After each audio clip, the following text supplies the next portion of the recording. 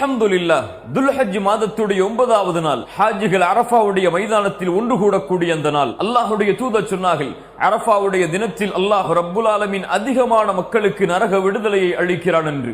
மேலும் அல்லாஹ்வுடைய தூதர் சொன்னார்கள், அரஃபாவுடைய மைதானத்தில் ஒன்று கூடி இருக்கக்கூடிய எல்லா முஸ்லிம்கள் முஃமின்களுடைய பாவங்களையும் அல்லாஹ் அன்றைய தினம் மன்னிக்கிறான் என்று. சுப்ஹானல்லாஹ்.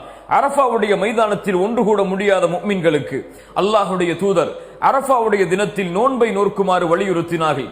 அல்லாஹ்வுடைய தூதர் சொன்னார்கள், யார் அரஃபாவுடைய தினத்தில் நோன்பை நோற்பாரோ அது அவருடைய முன் வருடத்துடைய பாவத்திற்கும் பின்னால் வரக்கூடிய வருடத்துடைய பாவத்திற்கும் பரிகாரமாக அமையும் என்று.